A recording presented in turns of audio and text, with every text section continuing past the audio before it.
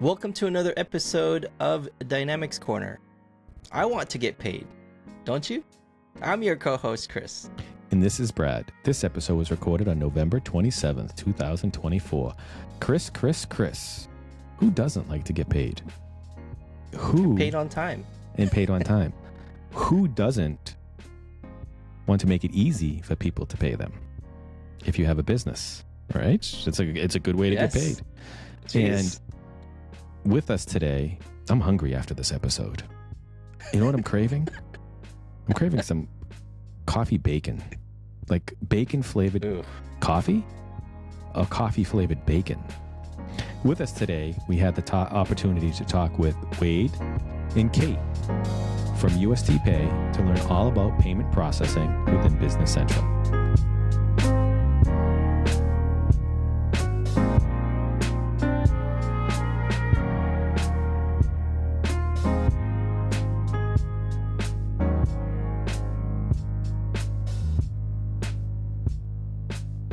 Welcome. To another episode. Ready, 2, 3, 1. Look at my Jack Nicholas hat, guys. You see that? Yes. Yes.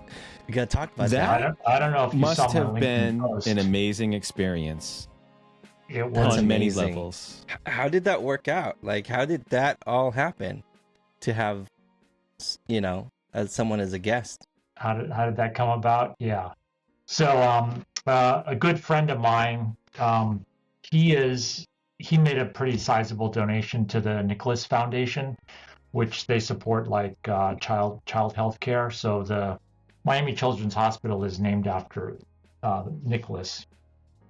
So it's called Nicholas Children's Center in Miami, or Children's Hospital. But a friend of mine, he made a pretty sizable donation. I don't know how much, but I guess, we can all Enough guess to get an how much it invite? might be. But that was, so he got an invite to bring like 7 guests of his. So there were 8 of us, and we were at Jack Nicholas's house, and his wife Barbara was there, of course. And so it was the 2 of them, Jack and Barbara, and 8 of us. So it happened to be 8 guys because we're all golfers and all avid golfers. In fact, I told my wife about a month before, I said, by the way, I'm going to Jack Nicholas's house for dinner. And she goes, I can be your assistant. I mean, I can carry your bags. I'd love to go with you, I'm thinking, my wife doesn't even golf. Why does she want to go to dinner with Jack Nicholas? And I go, it's Jack Nicholas, the PGA golfer, the very famous PGA golfer. She said, oh, I thought you were talking about Jack Nicholson. She says, okay, that's right. You go ahead. So she was suddenly not interested. That But that's how it happened. Yeah. I saw the photos that you had shared, and I do have to ask, I was impressed by the private jet that it looked like you took. That must have been an Yeah. experience. Yeah, that wasn't provided by Jack. That was actually the guy that is a friend of ours who made the big donation. He's also like has a kind of a NetJets type of thing, Okay. type of subscription. So we hopped on his quote unquote NetJets plane. His. Oh, that must have been an experience That's on its own. I amazing. mean, I'm not a golfer. Of doing working in consulting and implementations for 20 plus years.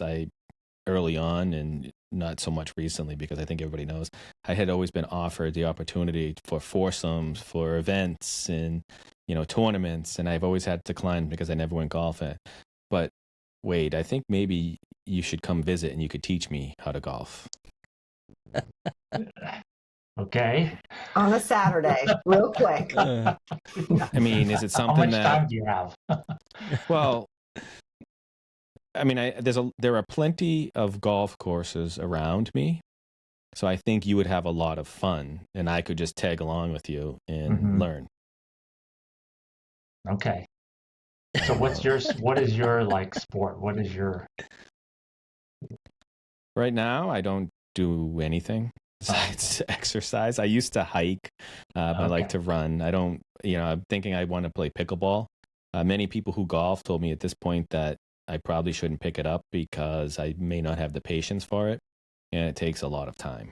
Right. So I don't know. I'm not a golfer, but Yeah. Your maybe you could. your hiking opportunity went away since you moved to a state that's mostly flat. That is why some of my activities had recently changed, because the environment had also changed, which is why I think it'd be perfect for Wade to come spend some time and help me with my golfing game. Sounds like a plan. Maybe in the next time we all see each other, we'll tag along, Wade, and play some Okay. golf. No, I often volunteer to drive the golf cart. Like, I'll just drive the golf cart to get out there and enjoy what it's like and see what it's like on the Then golf I course. provide the drinks, Brad. You drive the cart, and then I'll serve the drinks. Oh, okay. So you'll be the drink man? Yes. Well, speaking about that, a lot of people say golf is not even a sport, and I would always dispute that. But then somebody once said to me, very recently said, well, golf is the only activity where you can drink and, participate in it. So that makes it not a sport. And that was a tough one to argue. That is a tough one to argue. But I mean, what is a sport? I mean, darts, is darts a sport? People drink and they play darts. That's true. There you go. All right, Pool. so I'm back on again. Competition, Pool. right? I'm trying to think. Fishing. People who drink while they go fishing. And fishing's considered a sport. That's so I right. think That's right. you have a claim, Wade, to argue this a little bit deeper, that golf is a sport. There is some walking, and you do have to swing the club, so it does require some physical ability to swing the club at varying amounts of pressure to send the ball the distance that it needs to go. Mhm. So I'm with you on it being That's a sport. true. Okay. By the way. Well, thank you for that argument. That helps. I'm going to use that excellent. in the future. Excellent. If someone pulls it on me. But I asked Kate. I asked Kate if she had some pictures of all of us together, since we've been at many conferences together and stuff like that. And she said, yeah, she's got some pictures. I don't know, maybe if you could ever show it as part of the podcast. But Excellent. I think we will, Kate. If you'd send those over, we can put them in the video recording as well as on the episode page. There's a drink in our hands in almost every one of them. Just heads up.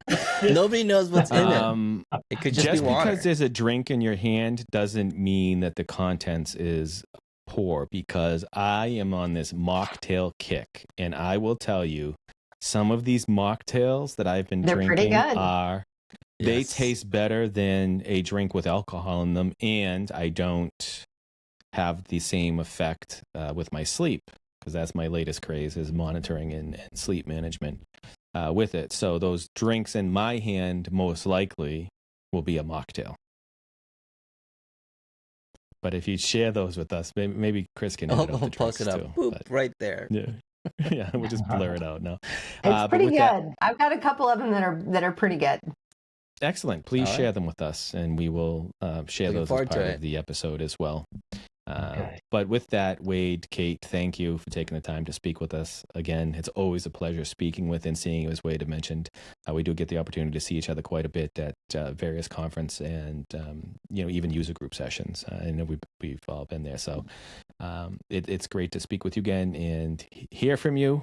But before we get into the conversation, I had many questions about UST and both of you. Before we get into that, do you mind telling us a little bit about yourselves, Kate? Sure, I will start. I am, since I was on the podcast before, I have gotten married with a last name change. So I am Kate Coffey-Bacon, VP of Marketing and Events at US Transactions Corporation. So I am at as many events, conferences, meetups in the community as much as I can possibly be, building relationships, meeting new people. So that's probably where you know me. Excellent. Congratulations on the wedding. Yeah, congrats. And congratulations Thank on you. a great marketing name, because Coffey-Bacon sounds like such an amazing drink. I mean, people put bacon in everything. I mean, there's even bacon festivals. So I know. Coffey-Bacon sounds like a drink. or Yep. even coffee flavored bacon or bacon flavored coffee. It's the best way to start your day. I think so too. So, Yeah. and you have both bacon and coffee to start your day. Yep. Wade. So. Yeah, thanks. So, president of and founder of US Transactions Corp. Started the company in 2009, and we are Microsoft ISV. We've built a solution on the app source called UST Pay, and it's like the only credit card ACH processing solution that gives you the freedom to choose from 120 different payment gateways and processors. I'm sure you're going to have some questions for me later about that, but so we've actually been in the Microsoft space ever since the very beginning, just never really publicized it that much until we got on AppSource and kind of built the product offering out some more in the last 3 years. But my background is started my career as a CPA, Ernst & Young, then Price Waterhouse. Thought I was going to be in corporate America and, kind of go up that corporate ladder. That was kind of my ambition from after I graduated college. And, I don't know, somewhere along the lines, somebody slaps you across the face, right? And some type of reality sets in or whatever. And you realize maybe that's not the right thing. And so, yeah, it eventually led me down the path of starting my own company, which is where we are today. And it's great to be where we are, and to have this opportunity, and to be in the Microsoft space. And kudos to you, Brad and Kris, for doing what you do. Really like helping the whole Microsoft community to be the best, in the ERP CRM space of any other solution. I mean, I think that's what we're out to be, is create a community of where we can all win. No, it is, and thank you for that. And it's strange. It is a great community in this space. It's a large community, but it feels so small because it feels like everyone's connected. And I like your point that we all can be successful. So everybody working together and helping everybody is important, because no one will always be all things to everyone, but everybody can be part of things to everyone, and that can make up a whole. So I'm thankful for the community that we have, and for products and companies such as yourself to help fill in where the feature-rich product of Business Central may have a need that isn't met, and to have the flexibility to have individuals or companies such as yours to be able to do that is great. But with that, you mentioned U.S. Transaction Corp, payment processing. What is U.S. Transaction Corp, and what is payment processing? I hear payment processing a lot. I hear of different apps and products, but sometimes I think a lot of people may hear the word or hear the term and not really fully understand what that means. But from the sense of a Business Central user, or if you have other offerings that you support, what does that mean? What does that mean to someone? What does it give them? Yeah, good question. So a Business Central user, let's say they need to collect payments from the customer, right? And a lot of times collecting the payment is done outside of Business Central. Somebody sends a check and it goes and it's deposited in the bank. Well, all of that whole transaction process is done outside of Business Central. So I don't need to go through the details of what you have to do when you get a paper check in the mail, but you understand it's very manual, and then at some point in the process, somebody's got to enter the information into Business Central manually. But and same thing with like an ACH payment. It's like a payment that comes in maybe into your bank, and you see it come in, but there's not much data about the transaction. So somebody has to do research about, well, what was this payment for? It may not exactly equal what the amount of the outstanding invoice was. And sometimes the ACH payment comes in from some like descriptor or some payer that is a little bit different in name, or much different in name, from what the name of your customer is in your Business Central, accounts receivable or on the invoice. So I'm sure you guys can relate to this, since you guys have worked with a lot of Business Central clients. But all of this is payments outside of Business Central and outside of the ERP. So I'm glad you asked the question about payments in the context of Business Central. So what we're trying to do, and what the other payment companies are trying to do also, is make all of that automated and seamless, so that when the payment does come in, it is automatically posting against the outstanding receivable of the customer without without a BC user having to actually manually go into BC and go and record that somebody made the payment. No, it's automatically going to record that the payment was made. It's going to make the journal entry on the cash receipts journal. It's going to post it to the general ledger, to the right general ledger account, and all of this is done automatically. So that's one piece of it, and the second piece of it, Brad, is that when people talk about payments on the receivable side, because that's the part we're on, customer receivables, a lot of times they think about just the credit card processing piece.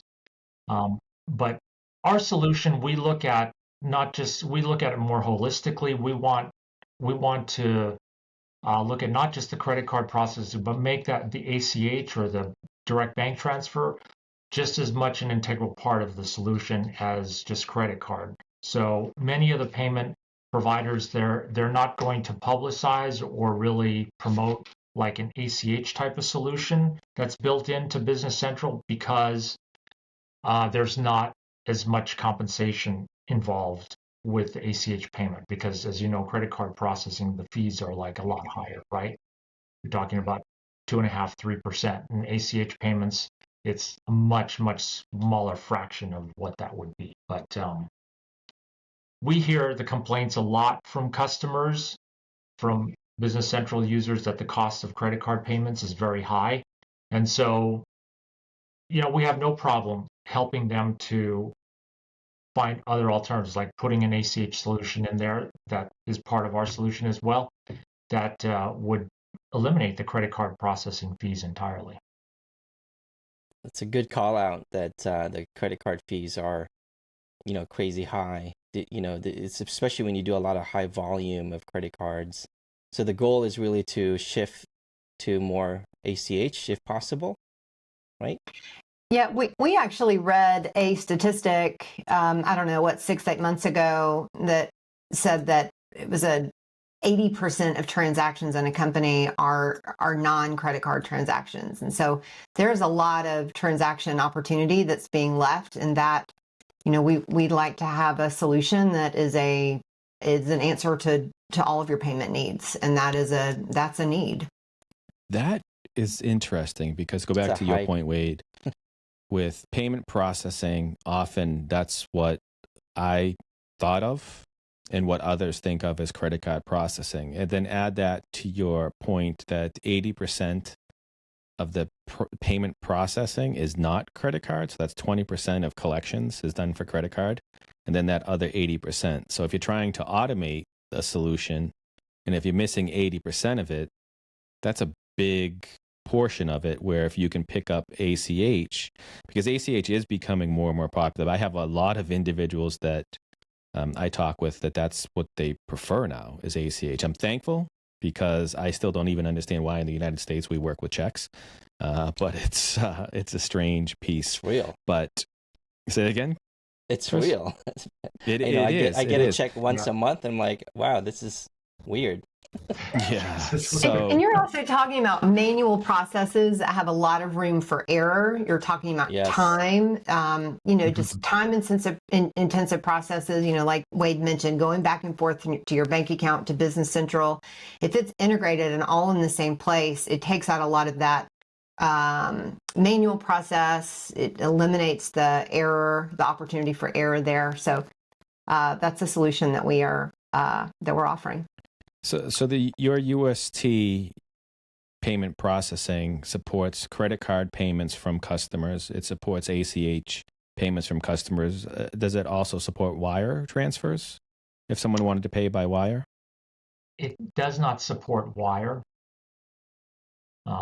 We find that wire transfers tend to be little less applicable to the higher volume like day-to-day transactions, just because wire transfer fees, it's going to be $30. Um, sometimes the buyer, the customer, has to actually go to their bank to initiate the wire, so it's very time consuming for them too. It's very rare that we see that. Okay. I mean, so just on day-to-day transactions, B2B, there generally wouldn't be a need for a wire transfer. So um,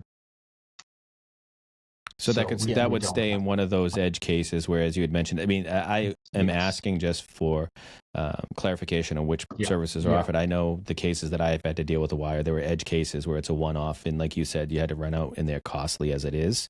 Yeah. So maybe having to do that manual process is, acceptable in that case. But I'm still stuck on this 80% outside. Well, here's a good example, Brad and Christopher. So one of our clients recently, that we recently implemented, they have 600 checks a week that Oof. they're taking in. So just imagine like the manual nature of receiving 600 checks a week. So we said, look, let's try to get a portion of these, or a large percent of these checks, converted into ACH, okay, where you can send out, when you issue the invoice from Business Central, you're also sending out an email to the customer with a link, a secure link to pay, where they'll receive the email from you with the invoice, and it's being pushed out through Business Central through our UST Pay with our UST Pay app. But the customer then receives the email. They can click on the link, and then they can enter their banking information directly and securely. So it's not like even the banking information is coming directly into Business Central. It's going through our middleware, which is PCI compliant, and they'll capture the banking information and encrypt it before it gets put into Business Central. But what happens is, now the customer now it becomes all electronic. Now it becomes all automated, because the customer is making the payment. Once the payment is made, they've entered the banking information, and Business Central is going to recognize, oh, okay, this payment came in and it was a bank payment, and they're going to post it against the outstanding invoice, mark it as paid, and then post it against the outstanding receivable in the cash receipts journal, and then post it to the general ledger account. And it's done. No intervention from anybody in the accounting department. Nobody has to go to the bank to pick up, or I'm sorry, to the mailbox or to the office to pick up the checks and then take it to the bank to make a deposit, or to start figuring out, who is this check from? I mean, imagine the time that it takes to sometimes figure out, who is this check even from and what is it for? Well, it's even to go back and Yeah, I've deposit seen it. that. You have the check, you have to find the application, you post the application, then you have to take it and deposit it, whether it either be mobile deposit, or if you go to the bank and you have to do the deposit in person. So there is an additional step. So the ACH, I could see where it's a time saving as well as the cost savings. You had mentioned the process of this. So within Business Central, you have an extension that needs to be installed to connect to an external service that's yours. So all of the payment processing of the financial information is done in that PCI compliant connection that you have, correct? That's correct. Is that my understanding? Yes. So that way, that anybody who has a Business Central implementation, if they have security concerns about storing credit card or payment information, none of that is in Business Central, if I understand you correctly. Right. That's right. None of that is in Business Central. So somebody pays with a credit card, they're going to enter they enter their credit card information through that link. Microsoft Business Central doesn't even know what that full credit card data is. It doesn't even see it, because it goes directly through our PCI compliant middleware, and it's called Spreedly, actually, and that's what will vault the credit card data or the bank information, and it will send back a token to be stored in Business Central. And the token, if it gets stolen, nobody can do anything with the token, because the token is just a random, like 16-digit substitute number for the actual credit card or bank account number. And Excellent. yeah. When working through the implementations, we were talking about Business Central. Which versions of Business Central do you support? Do you support online? Business Central Online would be the latest. Do you support Business Central on premises? If so, how far back to which version do you support? And even for those few that are still on Microsoft Dynamics Nav, do you have support for that as well? I know that's out of support and it's quite old, but there still are few kicking around with that. Yeah, yes, there's a few that are out there. So we go as far back as a Nav 2017. And with Business Central, we do have customer situations where they're on-prem or cloud. Mainly, it's cloud only, but we do have government contractors where, because of the work that they're doing, they have to have their systems on like basically private cloud or like on-prem, and so those would be like what you're referring to as on-prem version of a Business Central. Yeah. Okay. And as far as going through implementation and setup of this application within Business Central to support payment processing and collections, I'll summarize it as collections because to me that's the word I'll use. What is the typical life cycle of an implementation? And what have you found to be the best approach for going through an implementation? So the implementation, what we would do, and actually this is where I think we have a big advantage, and where it's our focus is very important. We are focused on the Microsoft Dynamics ERP as a specialization. So other payment processors or solution providers, they would try to get their solution into multiple ERP solutions: Acumatica, Sage Intacct, Oracle, SAP, NetSuite, or any other combination of those. But what ultimately happens when you spread yourself out thin like that, you don't really understand the underlying ERP solution. You understand payments really well, but the underlying ERP solution you don't understand really well. We focus only on the Microsoft Dynamics platform, so our software engineers are only in the Microsoft Business Centrals more specifically. Okay, so when we are doing implementations with a client, everything from when somebody is a prospect to us and we're doing a demo, going through the requirements, going through the testing and implementation. I mean, we understand Business Central as well as the partner does. So we understand the whole order to cash process within Business Central. And so when we're going through the requirements discussion, when we're going through the demos, when we're going through the actual training of all the different use cases of credit card or ACH collections in Business Central, we are doing this all in Business Central, and we're walking folks through this in Business Central. And when we do this, the partner sees as well as the end customer sees that we know Business Central as well as anybody else. Like me personally, it's not me personally, but like our software engineers on the Business Central side, some of them, Adil, Robbie. I mean, they are there on the calls, and they're working with the partners and the customers, and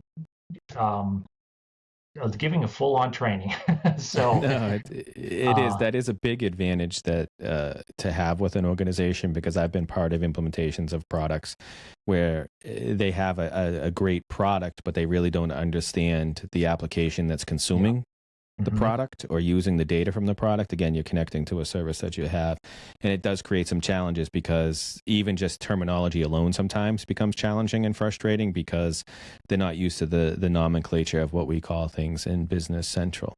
So It is nice to see that it's built in within that. I mean, so as they go through the process or the onboarding process or the use process, they work with your group, your team, or a partner. Is it something they work directly with you, or is it with through partners as well, or a combination of both? No, Brad, they work directly with us. Okay. They work directly with us. So our team. Okay, so that's the experience that they would expect. If we have a client that's interested and they see your product is a good fit, from a partner's perspective, you'd be working with the client directly to get it all set up. Yes, we would be working directly with the client. I mean, many times the partner is on the call as well. I mean, just a couple of weeks ago, we had a call, like it was a training call. Actually, was going through the. We were still in the testing phase, so we were also training them in the Business Central test environment for the different use cases of how to accept credit cards. So Adil, our chief engineer, Business Central engineer, so he was leading the call. And the client had, there was one person from the partner, it happened to be Liberty Grove, and 7 people from the client side. And the person from Liberty Grove really didn't have to do much. She didn't have to do anything, honestly, because Adil knows Business Central so well. So about halfway through the conversation, the client says, like, oh, wow, this is not your first rodeo in Business Central, is it? And I'm like, well, Adil's been our chief engineer. He's been in Business Central for 30 years. So yeah, or well, the predecessor Navision, right? Or not as, yeah. So that was the biggest compliment, honestly, like where she said, oh, this is not your first rodeo, is it? I mean, so, but what a relief to the partner, guys, what a relief to the partner that they like know that when we're on the call, like they're not going to have to worry about stepping in to figure out like, oh, how does this work?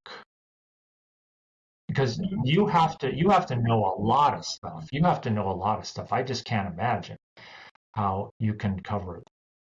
Yeah, I think that I think the everything. focus with Business Central is a good strategy because there's a lot of opportunities in this space to have a payment or collection solution within Business Central, and it sounds like your solution is easy to implement, and clients get to work with you directly, and at the same time still collaborate with partners as well.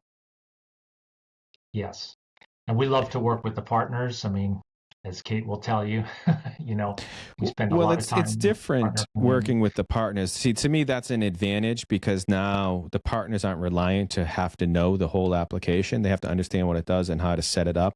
But with you working within Business Central, it takes some pressure off a partner from having to manage the implementation and support the implementation, where in some other products, they may have to take it all on and then forward it over to the application, the ISV or whichever term you may use.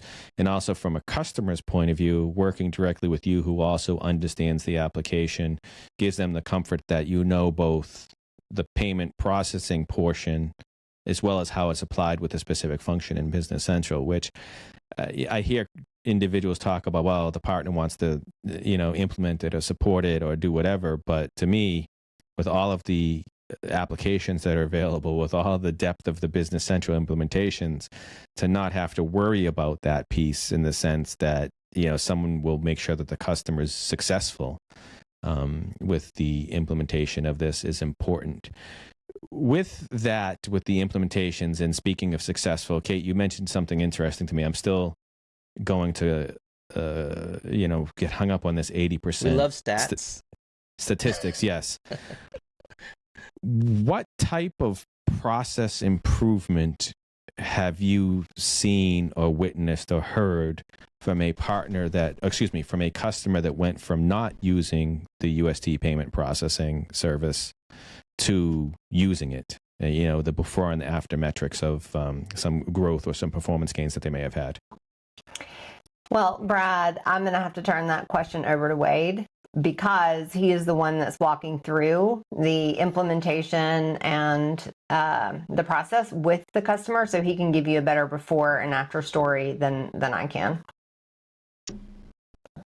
The improvement gains are mainly, I don't know if there's a statistic I can give you specifically, but the improvement gains, Brad and Christopher, are really around what you kind of already touched on. I mean, when the customer has a question, the BC user, I mean, they're calling us, and it's not like they're calling a 1-800 number, or that they're calling, or they have to put in a ticket for, or they have to put in like a ticket and then wait 2 weeks for a response to come back from the ticket. You know what I mean?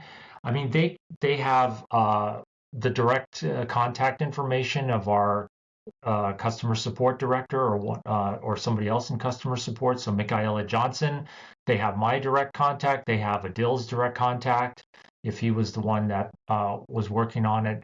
Rick Ricker, who is our payments expert on integrations and security, he is involved in most of our client relationships. So he's going to be in the Microsoft client relations. So he's going to be a direct point of contact. So any of our clients have a direct point of contact with each one of us and any of us. So so we're going to get back to you right away. We know who's reaching out to us. If it's from the client side, we're not going to say like, can you give me the last 4 digits of your social security number and like the zip code of your company, and then I can answer your questions? No, I know who it is. We know who it is, and we know what your business is. So this is like a huge difference in how we treat the customer and how we treat the partner, because now the partner doesn't have to worry that the client is going to be complaining about not getting what they need. Yeah, I'm sure you have a lot of stories to share on other clients. Kate, someone in the as a VP of marketing at UST. I'm sure they'll give you some feedback. Is there any additional feedback or stories that you could share as well? Yeah, I mean, I talk with the partners and with different consultants that we're working with on our process, and I get stories from them. I get feedback from them. And the feedback that I hear from our partners over and over again is that working with UST, with our team, gives them a sigh of relief. So if we're talking about the customers, Wade is better suited to answer that. But if we're talking about the relationship that we have with our partners and the way that we work with them, again, the thing that I hear over and over again is that the UST Pay team is, we foresee problems before they come up. We have a solution because, again, Adil is a BC developer. He knows Business Central through and through. So if there's an issue, he can foresee it, solve the problem. We have a payment solution for just about every problem that can come up because we have 120 different payment gateways. So there is a solution to even those toughest credit card problems. We have a solution and built into one of those gateways somewhere. So again, over and over again from partners, I just feel what they're saying is there's a confidence that comes in working with us, that they know that we're going to take care of them. We're going to make them look good because they're going to look good in the eyes of their clients, and we're going to take care of the clients. At the end of the day, everyone is happy, and we're making sure that our client and our partner satisfaction is 100%. Yeah, I'm glad Kate. Sorry, I was just going to add, I'm glad Kate brought that up again, the 120 payment gateways and how we give people the freedom of choice, because the other, like the traditional payment solution in an ERP is like a monoline solution. It's one gateway, one processor, and then they say you have to use us as the processor. So this goes kind of back to what you were saying, Brad. What's the difference when that the partner or customer is telling us when they go from using somebody else to using us, is that before they had only one choice and they had to use that one processor, and they were more or less forced to use them.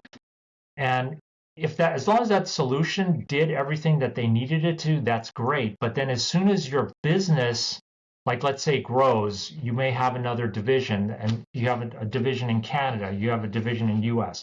In fact, this was the situation that we work with on, where the client had operations in Canada, they had operations in the US, they needed they wanted to use the payment processor that they already had, and that's fine.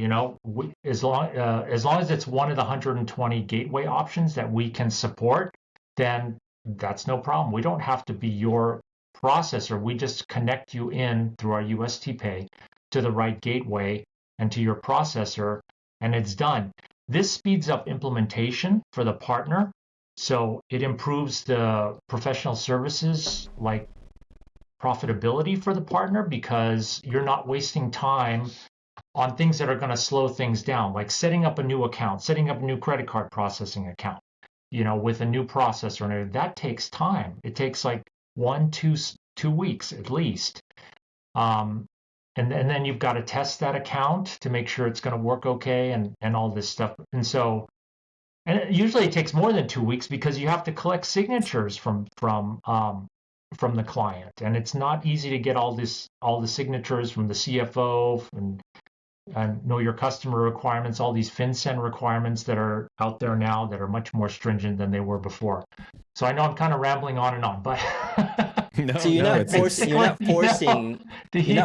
to choose a processor that you like only offer, right? Like that's what I wanted to ask. So you're saying 120 gateways, payment gateways, you support with the UST Pay. Yes. So I look at it from this 2 points of view. If I am new to Business Central and I don't have any payment processing now, but I would like to, either I'm new or existing and I've never signed up to receive ACH or credit card payments. I may not know what a payment gateway is. Those that are using payment processing either within Business Central with another option or even another ERP software if they're moving to Business Central. What is a payment gateway? What does a payment gateway do as part of this process, and why is it significant that you support 120 of them? Yeah. Okay. Thanks. That's a good point. I just talk about it, but I never explained what it is. So payment gateway, just to throw some names out there. So payment gateway is basically a software app. Let me start by giving some names that you would know, like authorize.net. Payflow Pro, which is owned by PayPal, is a payment gateway. Card Connect, BluePay, CyberSource, PayTrace, Priority Payments, NMI, CyberSource.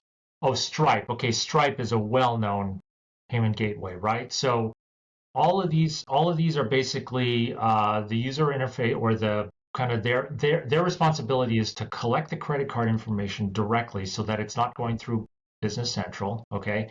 And they're responsible for vaulting the credit card and tokenizing it as well. But they're responsible for vaulting the credit card. So this is the purpose of the PCI gateway, PCI compliant gateway, and then they pass it on to a clearinghouse, like there's 6 major clearinghouses in the U.S., like First Data, TSYS, Global Payments, Elavon, and then it goes to Visa, MasterCard, and then goes to your merchant service provider, who makes the deposit into your bank account. So it's kind of like a real, you would think it would just be one step and it's done. Unfortunately, it's not. But the payment gateway is really that first step in getting the credit card transaction into the banking system. And so that's why that gateway is so important, and your ability to choose what you want. Because if you're already using something, let's say you're coming from Great Plains and you were using a certain gateway like Nuvei or something like that, or authorize.net, and you still want to use it when you come into Business Central, well, with us, no problem. In the case that I was talking about, where we worked with Tigunia, the customer wanted to use Card Connect because that's what they had. Hey, you want? No problem. That's one of the 120 choices. So if that already exists, all we need is the API user ID and password, and you enter it in, and then it's going to connect. UST Pay will connect into Card Connect for you. Excellent. So if somebody has an existing payment processor or gateway, I hear the words, I'm going to assume they can be interchangeable, correct?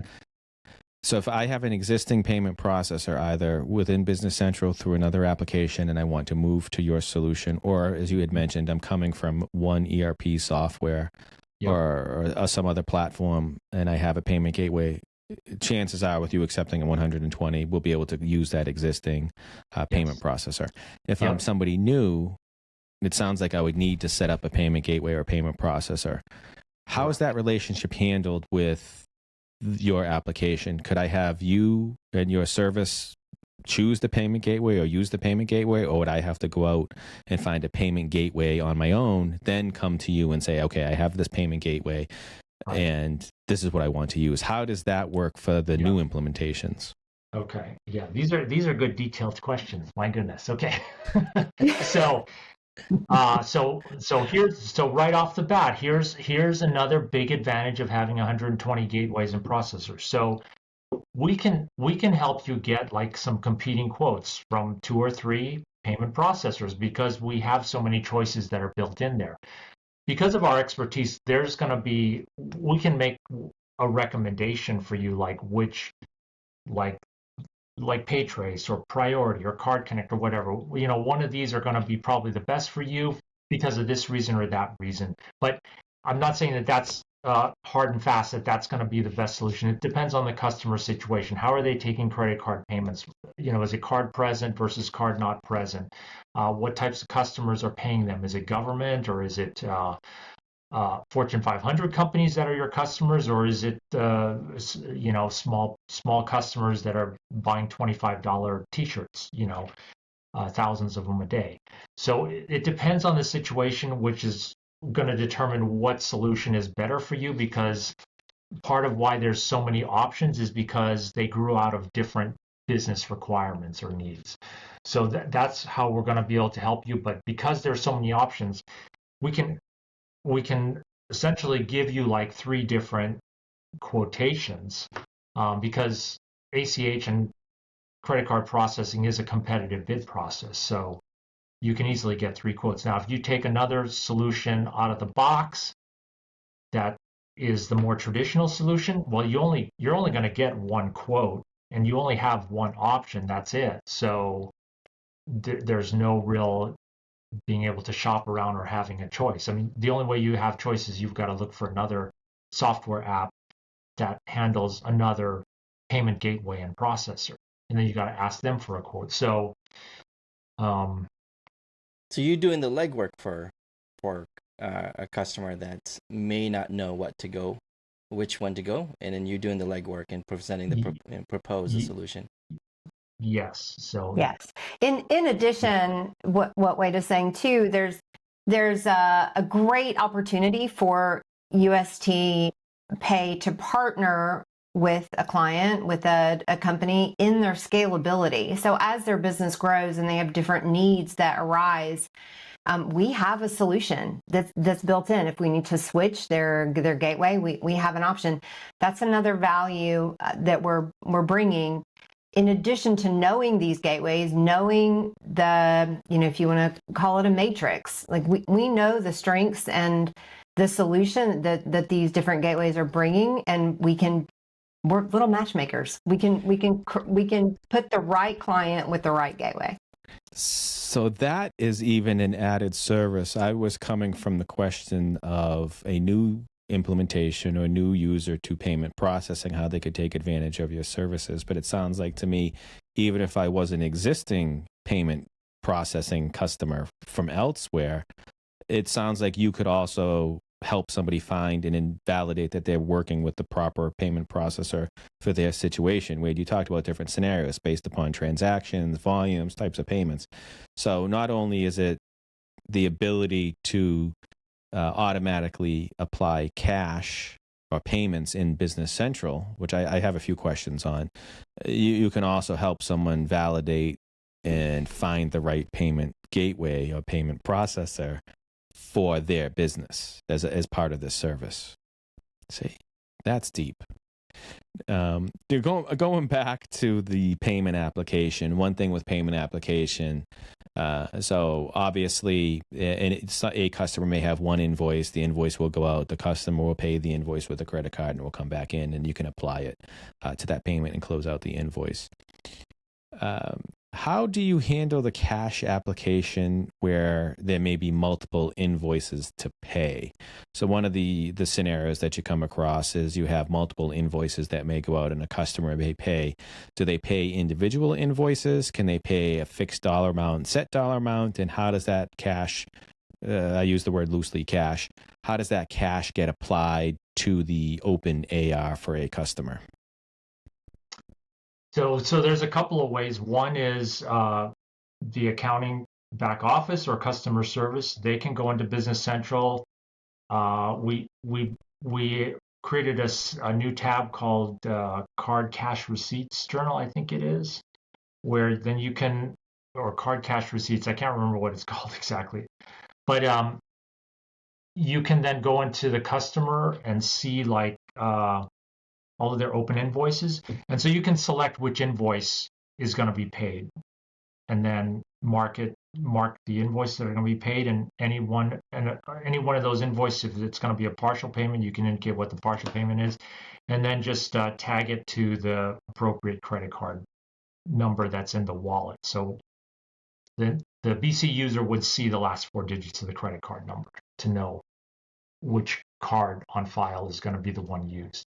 Okay, so that's a situation where, let's say in customer service, they're going to handle doing the payment for the customer, because the customer says, yeah, sends an email and says, yeah, go ahead and just pay these invoices with my card on file.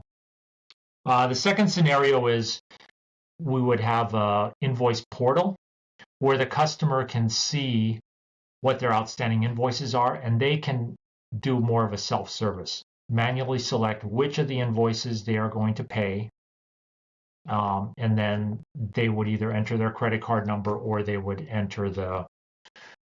choose the card on file. Okay, excellent. I mean, I know that's one thing is how to determine how to pay for the cash and the applications. Right. What would you say would be the average time to implement this solution? Is there an average time? Are there any factors that would contribute to either delaying or speeding up that time? So the time to implementation, I would say, is realistically like 2 to 4 weeks. And this is assuming you already have NAV set up. So if we're going to be implemented as part of the larger Business Central implementation or migration, then obviously we're tagging along with whatever the migration or whatever the implementation is for the entire Business Central. But if they already have Business Central set up and they're adding UST Pay, 2 to 4 weeks. The shorter end of it is, let's say they already have their merchant account, so we're just going to connect into their merchant account, but we're going to do some testing beforehand in their BC test environment. We're going to do some test transactions in Sandbox, and then that'll take a week or two and then do a little bit of training internally, and then when everybody agrees, hey, this looks great, then we go into production. The longer end of that, 4 weeks, that's if we're going to have to set up a new merchant account for them. So we have to go through the underwriting process with them to get a new account set up. And so you got to factor in another couple of weeks. So that's why it's 4 weeks for an implementation. Excellent. I understand. I've worked with payment gateways and payment processing in some cases, and even with banks, and sometimes just the time to take to set up sometimes is their requirements, not necessarily the application that you're using. It's like you said, onboarding for a merchant. Sometimes credit checks or other types of financial information need to be sorted out, and it could take some time. So I know that's a factor that I've seen, that some implementations may have been delayed. Mm-hmm. Kate, what would you say was the best BC experience that you've heard of or had in implementation? Geez, I can't even speak. It's that time. We're coming up close to the holiday. We're recording this prior to the Thanksgiving break. My mind is already getting on all of the food that I'm going to eat, and I'm going to wear stretch pants this year. Of course. because You have to. There's no other way, man. I'm planning on. That's the trick. A lot of people don't realize that. They wear all these nice Yes. Thanksgiving clothes. You get together with family, friends. Leggings Sweats. and an oversized sweater. That's what I'll be wearing. Leggings and an oversized sweater. I don't know if I'm going to. Maybe I should try to wear leggings. I don't know if I could get any in time. Maybe I will. Maybe I'll do that. Maybe I'll wear leggings and an oversized shirt. Sweatshirt. And this year, or actually now, I can use a sweatshirt because I am in the colder part of the United States. So sweatshirts are going to be mandatory. But I think maybe I'll wear leggings, and I'll include that in the picture of us for this podcast episode. So we'll have a picture of all of us together, and then we'll have a picture of me at Thanksgiving with my leggings and my oversized sweatshirt. There you go. Like chewing on a turkey leg, please. I can do that for you. I will. You have to So, remind Brad, me. I actually have a good answer to your question. I think if you know me, you know how deeply relational I am. I pour a lot of who I am in my work world into the relationships that we have built. And my best experience, I have two. My best experience with an implementation came with bringing in several of our relationships to make a client happy.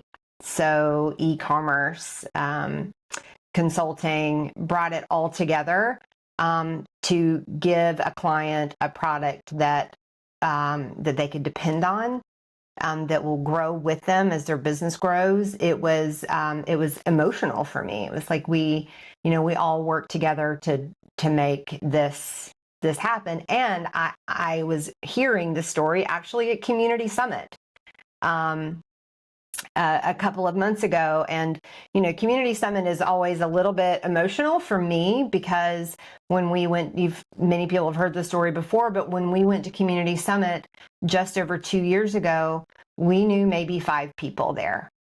And the amount of time that Wade and I have spent in the community and getting to know people and spending time with people and, traveling and lots of one-on-one time, to walk into Community Summit is it's like one of those benchmark things. It's like we're looking at where we were, where we are now and where we're going. And so that's always emotional for me. And this year it was, because it just our community is so large and it's getting bigger. And Brad, you said it's a big community, but it's small at the same time. Like we all know each other and we trust each other. And that's unique. That is unique to this community. So those are kind of my two in one stories of working with several of our partners to achieve a result that was profitable and dependable for a client. That's great. And it's inspirational from the from the community point of view, because like you said, you bring the relationships together, and it's like everybody has those strong relationships and bonds. And 2 years, I just must be getting impressive. old, because I could have sworn it was longer than 2 years. I am only in pencil still, which we're going to have to talk about and address, because that's fine, Brad. we're going to have We've already talked about the rubber will have to meet the rubber will have to meet the road sooner or later, because I may request that the pencil gets erased if it doesn't turn into pen shortly. Okay. But we'll have to. We'll talk about.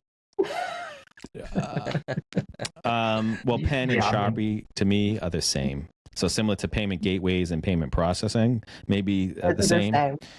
Pen and Sharpie are the same, and I'm not pencil for any planet. So because after the Thanksgiving holiday, break out the Sharpie. Got it. It's excellent. I was going to say, because Kate is on the marketing side, she sees more of the partner interactions than she does the individual client situations. But I mean, we have so many like interesting clients. I mean, like probably Kate is referring to we have a client that sells their products on the TV shopping networks. You know they make a lot of sales on those TV shopping commercials, Oh, right? yes. Oh, You know I can't and you know how believe good they are. how many Like sales they make. how much time they can spend just describing one like shirt to you, right? Or a scarf. It's Very but thorough. yes.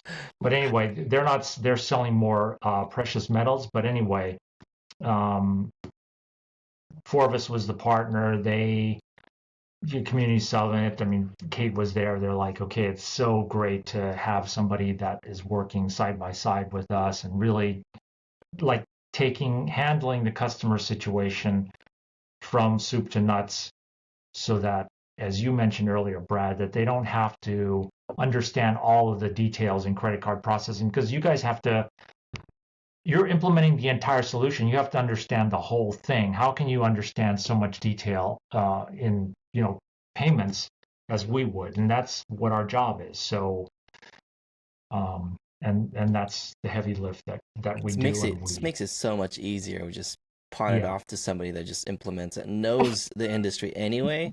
Because I remember in the early days implementing payment solution. I mean, you have to own it. I mean, you'd still own it, but at least you don't have to do the actual work, and you just depend on your partner. In your case, right. the ISV UST, to do that for us. Hmm. It's super helpful. Yeah. We have a lot of government contractors.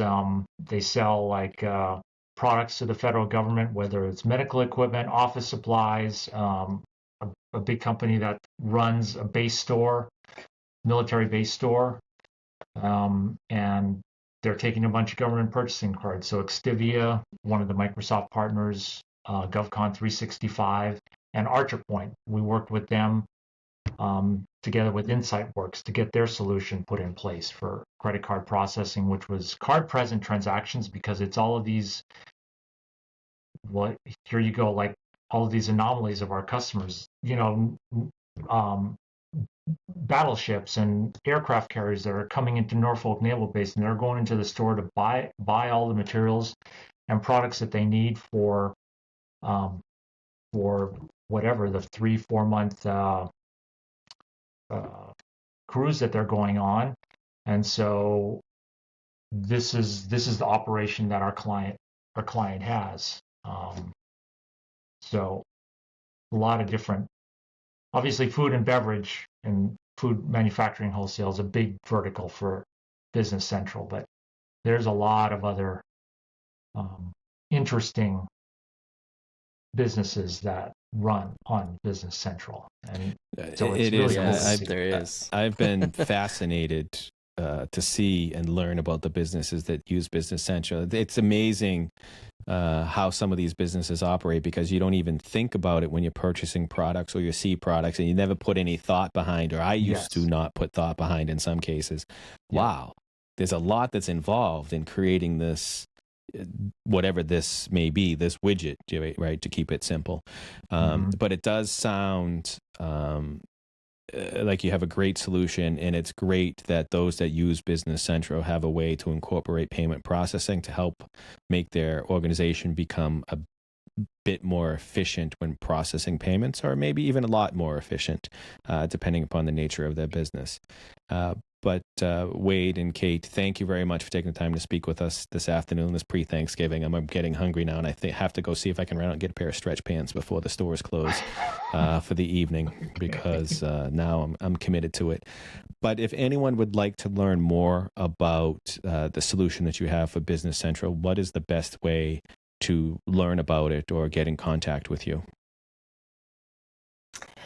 I'm on LinkedIn. I'm very, very active on LinkedIn. You can email me, Kate at ustranscorp.com, or Kate Coffey-Bacon. The fastest way to get a hold of me, and probably, frankly, the most memorable, Kate Coffey-Bacon on LinkedIn. Reach out. I'd be happy to connect.